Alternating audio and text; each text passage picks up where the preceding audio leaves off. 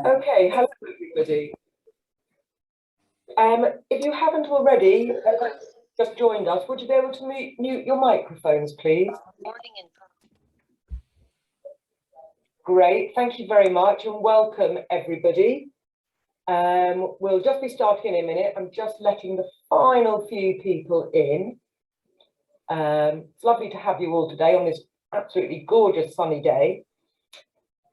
Yep, I think everyone's here at the moment. For those of you who don't know me, I'm Lisa and I run the Harley Foundation, which includes the studios where Michelle works, the Harley Gallery and the Portland collection. Just to let everyone know, in case you don't know already, we are recording this talk and we'll upload it onto our website early next week and people will be able to view it there.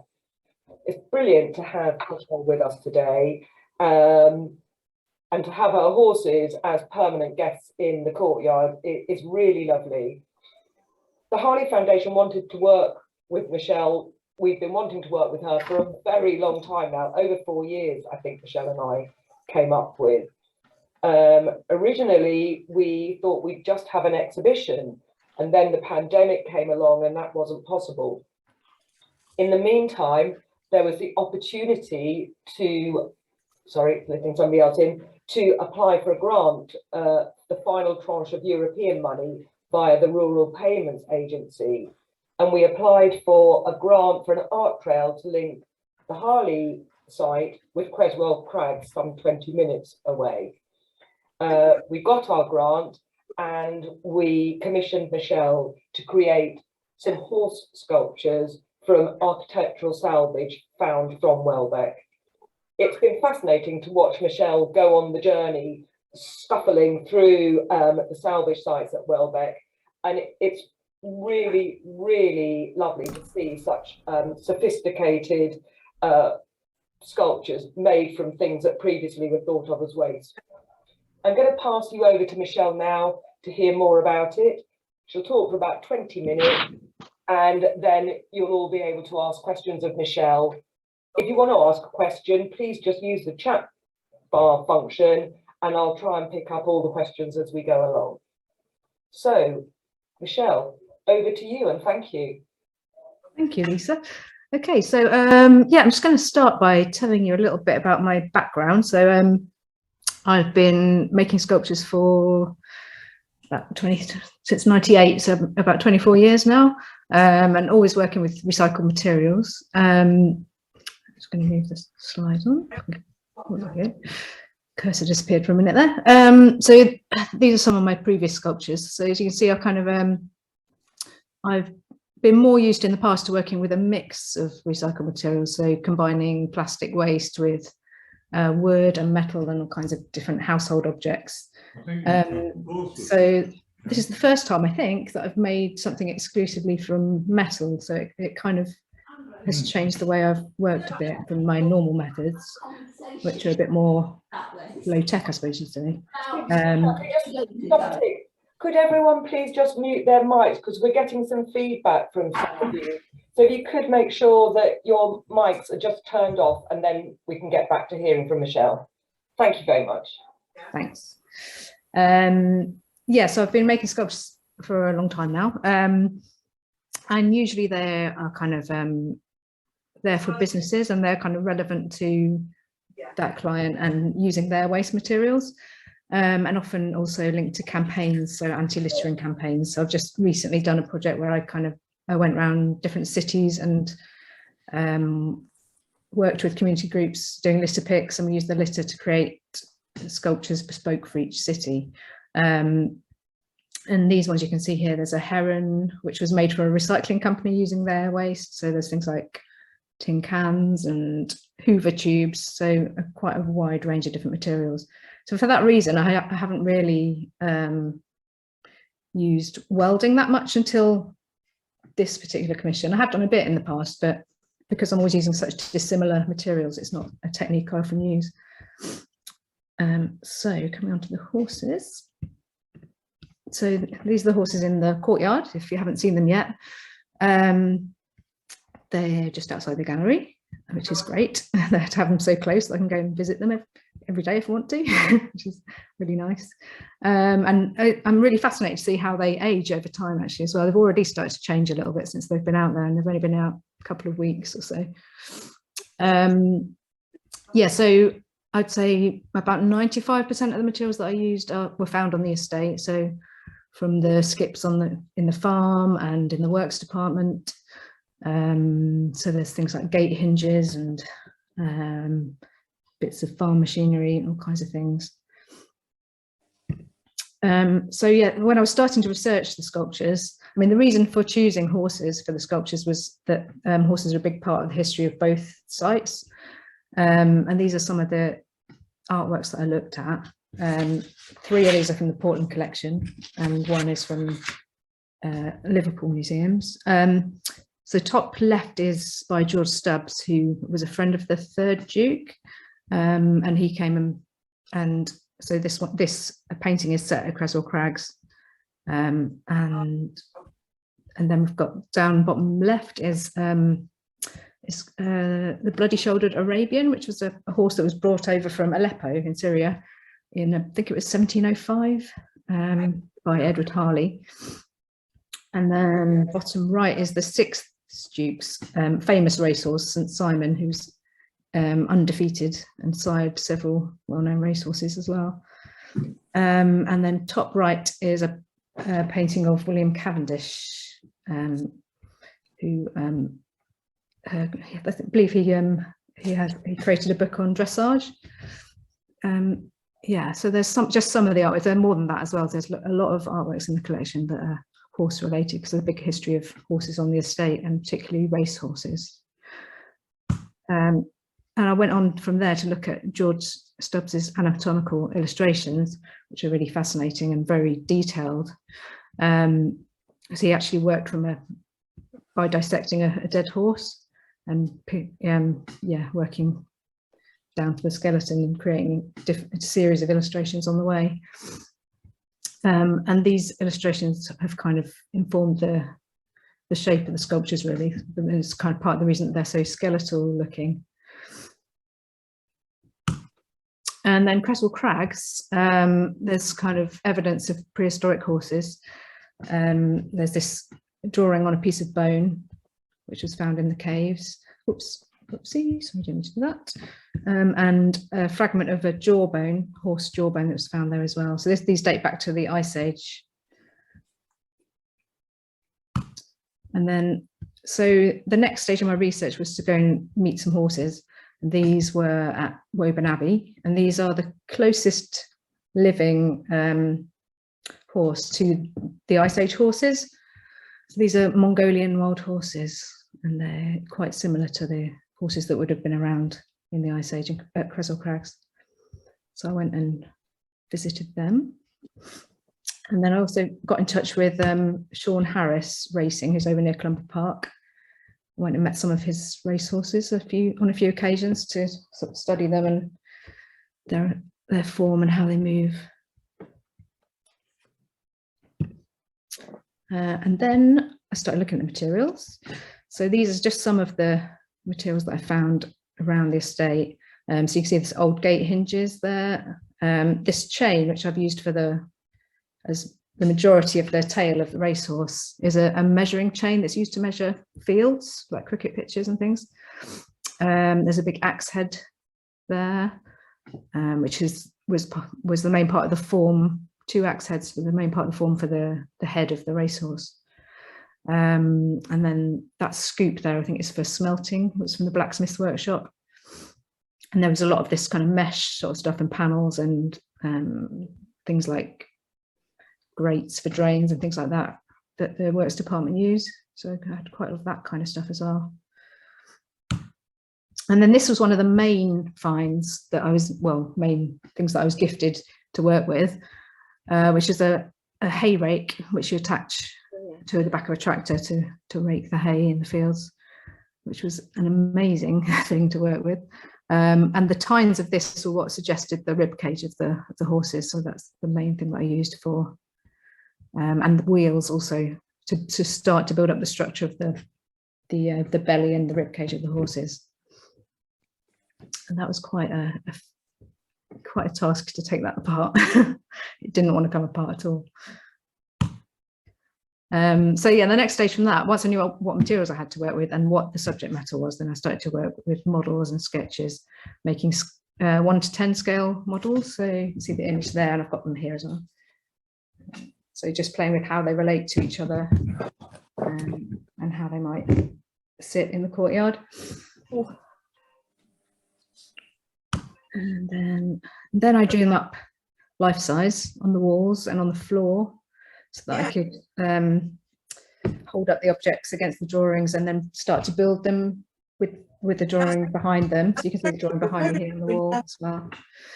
And that way I could see which objects fitted which part of the body as I started to build it up. So you can see the Przewalski's horse here at an early stage.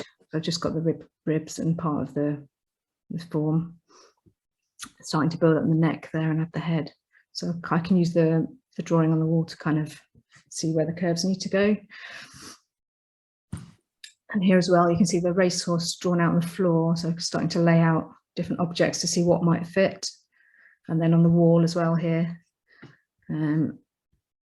Yeah, again, starting to build up. So that the back legs there are not how the back legs are now. That was kind of an early experiment, but I chopped off the feet of that one and did them quite differently in the end. So it was kind of, yeah, it evolved and changed. So I was kind of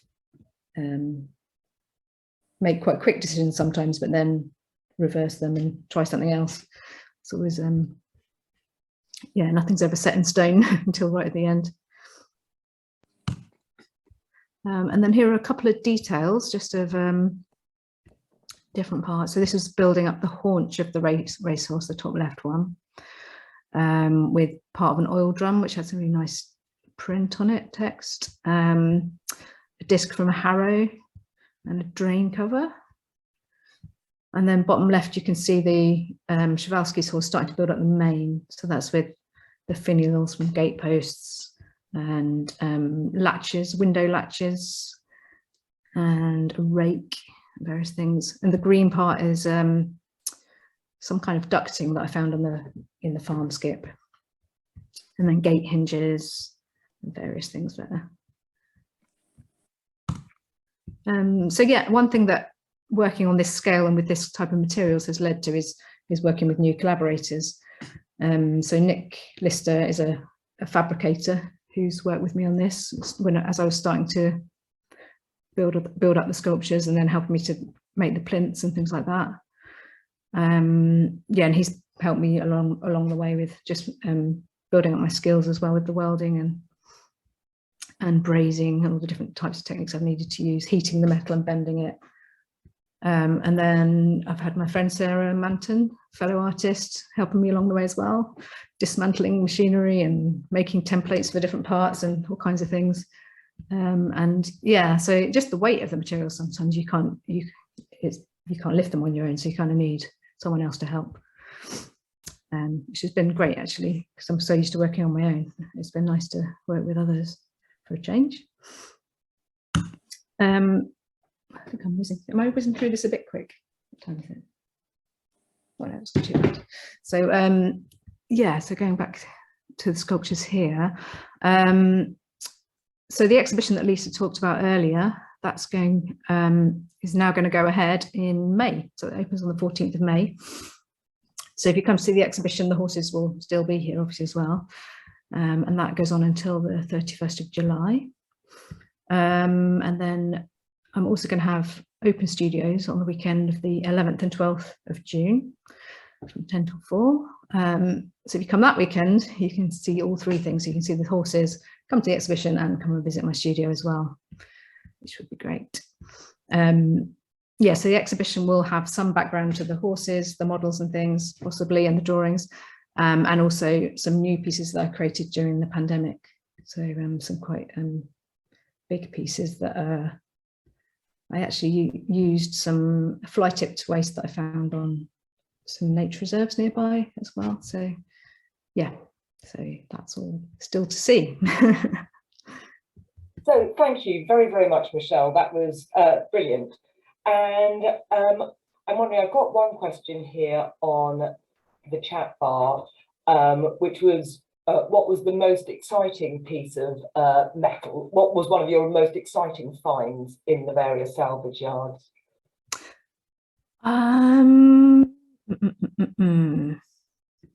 Probably the hay rake that I showed you earlier. That was really it was great. But the other thing that's been really nice to work with is the copper cylinders as well. I've had these you can see on the haunch of the smaller horse and the shoulder of the racehorse. In fact, I can grab a bit of it to show you as well.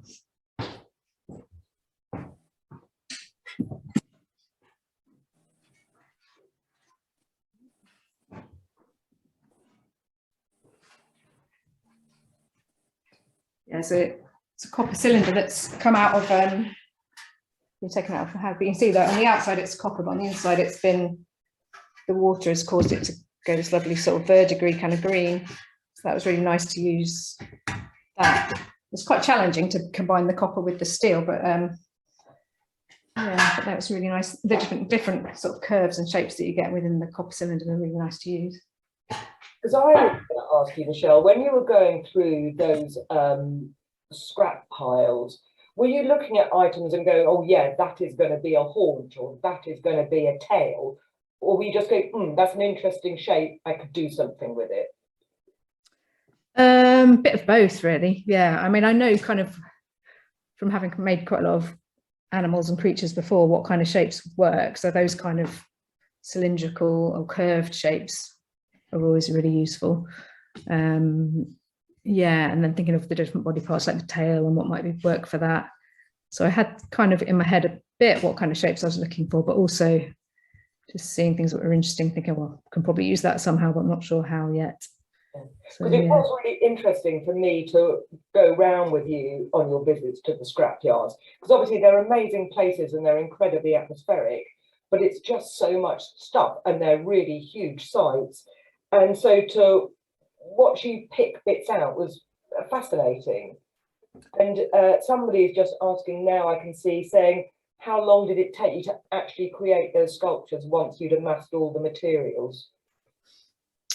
Well, I've been working on them for about a year, I think.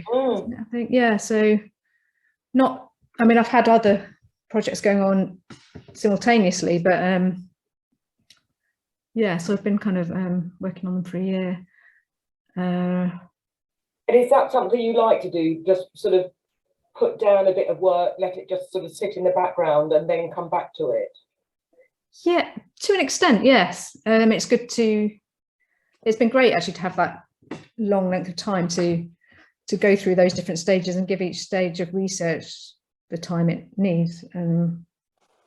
Yeah, and finding the right pieces and going back again to the farm and finding extra bits. And yeah, because when you're working with recycled materials, that's it can be quite a slow process finding the right things and also cleaning the things, taking them apart. So being able to alternate that with design, making, cleaning, dismantling, all that is going back and forth between the two is good. Yeah. Yeah, I mean, having watched you over lockdown work on these, I don't know how I can explain to everyone, you know, sometimes it's very workaday stuff you're doing, literally just cleaning gunk off. Yeah. Fairly unpromising looking raw material. Yes. Yeah, I've had my boyfriend in actually over the weekends. You know, he's been cleaning the reclaimed slabs that we found for the plinths, because they were covered in this kind of red, you know what it was, some kind of stuff that someone had put on there to level it, but it was really hard to get off, so he spent ages cleaning them up. Yeah, I mean, they're incredibly true to life, despite being quite minimal in some ways. You know, you can see through them in many areas. And I wondered if you could talk about what qualities in both of those horses were you trying to get across and capture? I suppose I was trying to. They're incredibly lifelike, more than just following the drawings that you created. They feel yeah. So I mean, I'm trying to get the movement in them certainly, and so and the kind of the difference in characteristics of the shape of them. So the kind of the elegance and of the racehorse compared to the kind of stockiness of the wild horse, but also the relationship between them. I really wanted that kind of, you could tell that there was, you know, they were noticing each other and meeting. So when I was playing with the models, I really liked the kind of the S shape that was created with their mane. So you can see like the way they're in the same pose, but they kind of, you can see that it's kind of like an S between the way the two heads of them flow into each other. I mean, for those of you who haven't seen them, they're just lovely. And in fact, somebody, Paul Nicholas, has just said thank you and loves your work and has already seen it before at previous open studios. In fact, Paul asked, are you ever tempted to use more conventional sculptural materials like wood or stone? Not if it didn't already have a character to it. I do use wood in terms of wooden objects, but I like the fact that objects already have a story to them, or a history, or you know, and a shape, and sort of a patina almost. Yeah. I'm interested. You know, I hadn't really thought about what would happen when they come into contact with weather. Do you have a sense of how they might shift following, let's say, an English winter? So I've got there are various clues, but no, I'm curious to see what's going to happen, because I took advice from Martin Smith, who's created the other sculptures on the trail. He said that he knew other sculptors who use this product called oetrol oil to coat like Corten sculptures, which doesn't remove the rust, but it arrests the rusting process. So I've given them a coating of that. But it's still rust. I can see parts of it are rusting already in places. So yeah, it'd be interesting to see, and to have them there so I can go back and adjust things if I need to, like, give it another coat of oil at some point. I suppose that's a good point that Michelle raises. So the sculpture trail that we got the funding for was for the two horses that Michelle's made, but it was also to lead visitors from the Harley Courtyard along the existing Robin Hood Way footpath over to our neighbours Creswell Crags. Creswell Crags is a prehistoric site and has some cave art. I think it's the only cave art in England. So that idea of art from, you know, prehistoric times to the present day was very much part of our minds when we put in the grant application. And to help people along that trail, the artist Martin Smith has created 5 trees and then also 5 way markers, which give clues as to what you might be able to see in the landscape around you. So again, if you haven't already visited, I do urge you to do so. The walk is looking lovely. The bluebells must be coming out anytime soon. You'll see Michelle's horses and of course her exhibition, which will be open mid-May. So if anyone's got anything else to ask Michelle, do unmic yourself and talk directly to her, or of course use the chat bar if you'd prefer.